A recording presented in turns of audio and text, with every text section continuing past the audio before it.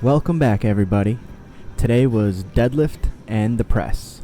So I did one triple followed by 4 doubles for each, and still at 435 for the deadlift, and I was pretty happy with how it moved today. So I just wanted to make sure everything was where it needed to be, and when I started off with the triple, it kind of set the tone for the rest of the sets, and I was feeling pretty good. I gave myself just minimal cues, just a few things to just keep in mind, a little checklist, so that as I approach the bar, I'm thinking, okay, hinge back, get onto that bar, and once I get a grasp on it, then just a nice strong drive. So here's the first double. There we go, good. I think this is pretty much as well as 435 has moved for conventional, and if I'm not mistaken, I think this is the most volume.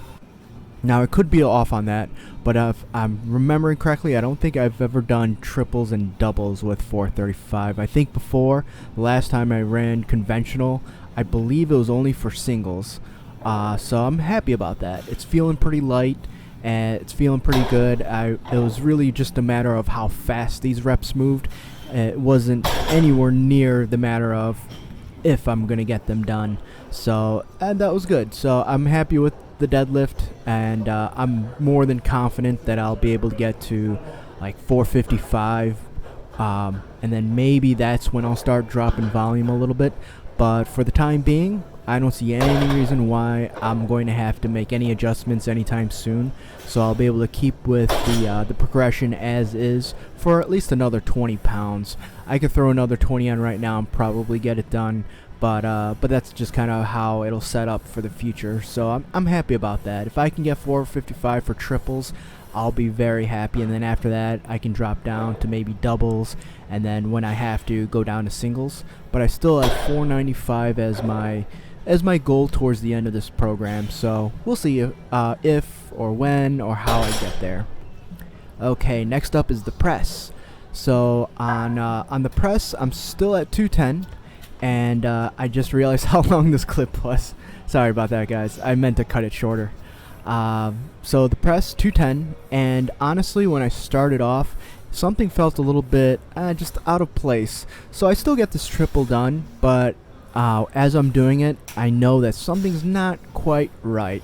And I get through the first few sets before I fix it. But don't get me wrong, these reps are fine. I still got through all my sets, and especially now that I'm going to doubles, it moved just fine. But I did have to troubleshoot a little bit and kind of figure out, like, saw that right there, the struggling rep.